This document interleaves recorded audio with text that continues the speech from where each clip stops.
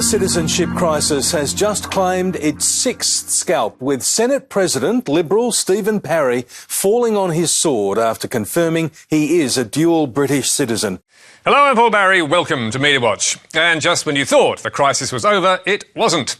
And Sky's political editor David Spears was asking the question on everyone's lips. Plenty of people are saying we surely now need an audit of all MPs. Is Stephen Parry really going to be the last dual citizen amongst them?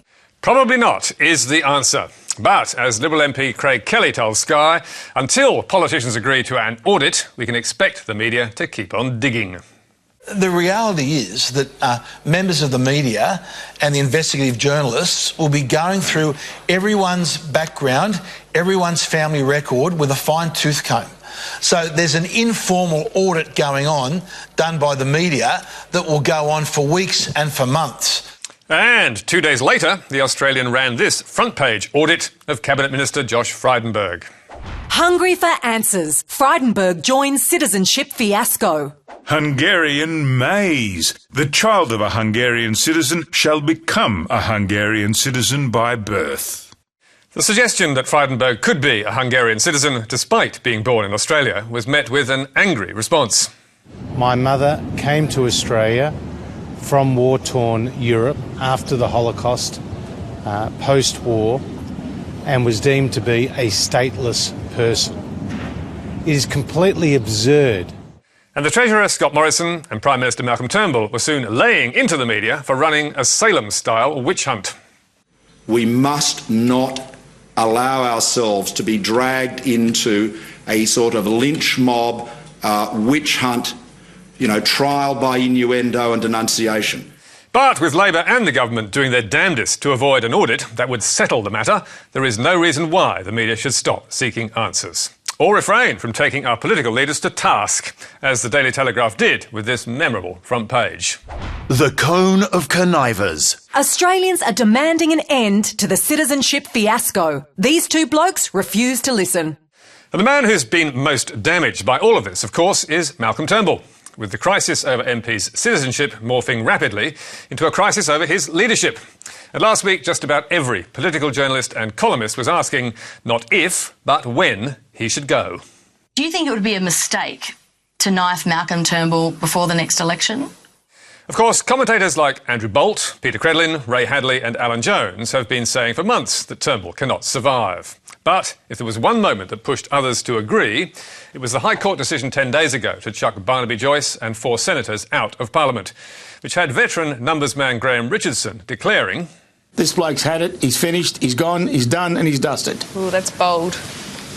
No, but it's also true.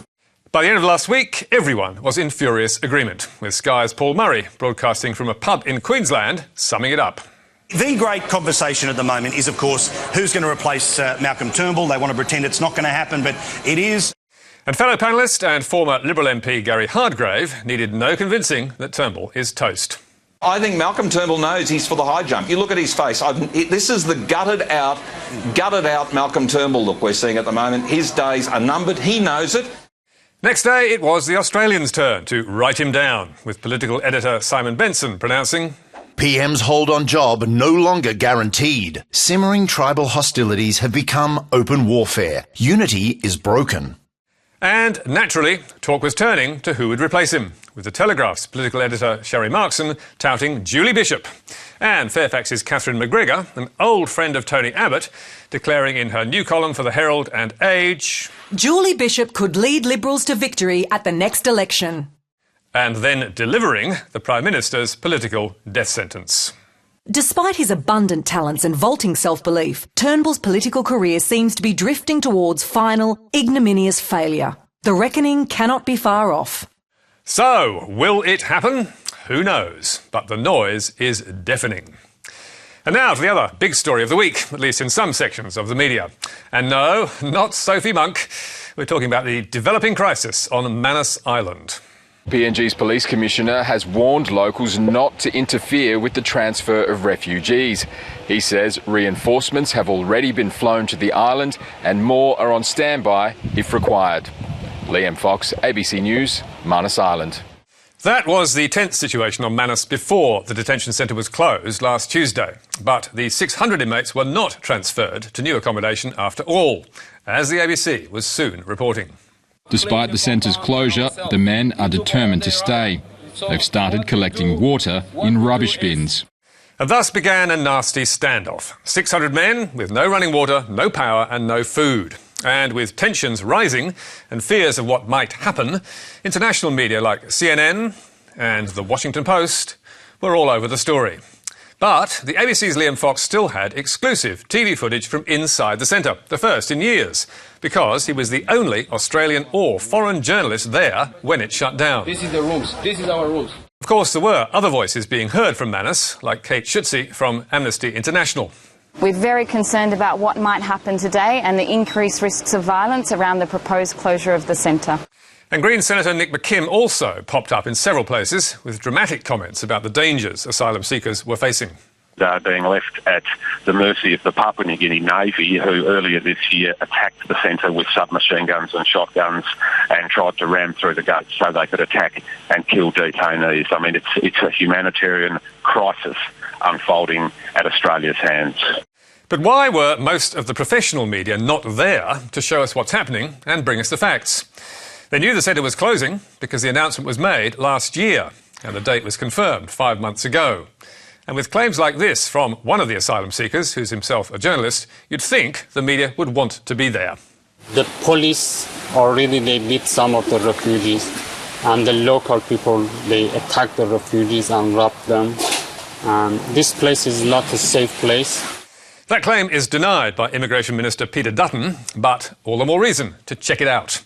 Yet commercial TV pretty much chose to ignore the Manus story, even though both 7 and 9 got reporters and crews at considerable expense to Bogota in Colombia for the sentencing of Australian drug mule Cassie Sainsbury.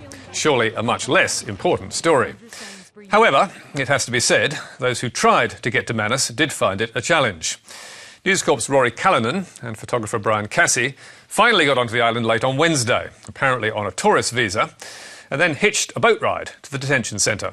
For 2 days, the Australian had sought to visit the shut-down detention centre, but had been turned away from the gates. Inside the centre, there was significant hardship and a mood of desperation. Some of the men have mental problems. They tugged constantly at us, begging for medicine. SBS also wanted to send a reporter, but applied for a visa 6 weeks ago and did not get approval. While Fairfax Media covered the story extensively, but had no one on the island. Yet they too had a reporter in Bogota. When we asked them why no one was on Manus, we got this blunt response. Any suggestion that we aren't giving it the appropriate coverage is drivel. And to underline it, if it ever needed it, our assigned photographer was refused entry on Friday. So who was that? Freelancer Matthew Abbott, who was prevented from entering PNG when he applied for a visa at Port Moresby Airport. So what happened? Well, Abbott believes it was the Australian government, not PNG, that blocked his entry, after he published these photographs last year of asylum seekers who'd been beaten up by locals. Abbott told mediawatch, "The Australian government put me on a watch list. Everything on Manus is controlled by the Australian government. I was also told that I had been involved in publishing disruptive material from Manus in the past." We put Abbott's claim to the Department of Immigration and Border Protection, which told us curtly, "Entry to PNG is a matter for PNG authorities." That may well be true, but it's something that many in the media find hard to believe. But now, let's throw the switch to vaudeville and to the hidden danger in our midst. And this story, as they say, will shock and surprise you. Depending where you live, you might have noticed a boom in share bikes. You see banks of bikes parked around the place that you can hire short term. Another new player is going to enter the field this week, putting thousands more bicycles into circulation. But they're creating a whole range of issues, from pollution and vandalism to privacy concerns. Yes, but that's not all. As Miranda Devine sensationally warned her Sunday Telegraph readers last week, city share bikes are a terrorist's best friend. Amazing, eh? Devine's never been a fan of bikes or of those who ride them. Back in 2014, she blamed the death of a cyclist in Sydney's Neutral Bay on an aggressive new entitlement mentality fostered by the bicycle lobby. And a few months later, she was hacking into Sydney's Lord Mayor, Clover Moore, for the bike lanes she was building. Clover's deluded death wish list for Sydney's cyclists. They are like Israel's settlers, ideologically driven to colonise ever more dangerous territory. But with the new share bikes, Devine has upped a gear. Not only are the bikes a nuisance and a waste, they also might well have bombs on board, because, she claims, unattended bicycles have previously been used as bombs in a large number of terrorist attacks. A large number of terror attacks? So where did she get this tip? Well, straight out of a press release from a Sydney security firm, aptly named Calamity Monitoring, which warned, share bike schemes may lead to bike bombs being used by terrorists. The hollow frame and pannier of a bike provides substantial space for explosives and shrapnel to be packed, and the metal bicycle itself adds further fragmentation, which could cause injury. Explosives inside the bike frame. Frightening stuff. And Devine then had CEO Daniel Lukowitz, who does not appear to have particular expertise in terror attacks, pointing out the irony. That councils are deploying concrete barriers to protect people against terrorist attacks, while embracing a scheme that could allow terrorists to easily leave improvised explosive devices lying around the CBD. So, was this emerging security threat covered widely in the media? No, Miranda had a scoop. And why? Well, as Mike Carmody, former Chief of Security at Federal Airports Corporation, told mediawatch, there are far more effective and certainly more easier methods to conduct a terrorist attack. I'm not saying it couldn't be done, everything's a possibility, but if I was to rate it as a threat, it would be well down the list. Now, it is true that bikes have been used in a handful of terrorism incidents in the past. Lukowitz cites a 2008 attack in the Indian city of Jaipur, where 9 bikes were used to kill more than 60 people. But those involved bombs strapped to bicycles, not hidden inside the frame.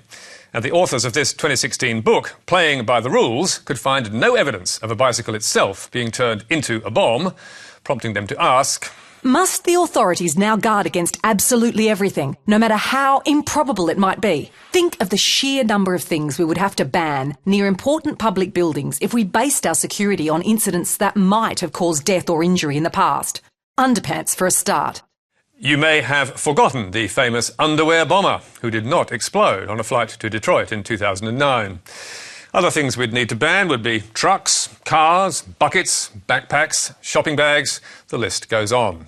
But, getting back to bike bombs, security expert Neil Fergus of Intelligent Risks sums it up by saying, there are plenty of other ways of developing an improvised explosive device without taking on the challenge of putting it in a bike frame. Indeed. And New South Wales Police don't seem to have it on their radar either. But, luckily, Miranda Devine is alert and alarmed on our behalf. And finally, here's a taste of a special programme we're planning next week on how the Russians used Facebook to help swing the US election and divide America. Tonight, Facebook revealing that 80,000 posts from Russian-backed Facebook accounts reached potentially a third of all Americans between 2015 and 2017. Last week, after repeated denials, Facebook finally fessed up to the scale of Russia's social media meddling. And it goes far beyond fake news. As the House Intelligence Committee confirmed, Russian troll factories created thousands of Facebook ads and posts to create division and widen conflict on guns, gays, Muslims, and even Texas. So, did it succeed? And how on earth did they get away with it? American political ads and Russian money, rubles.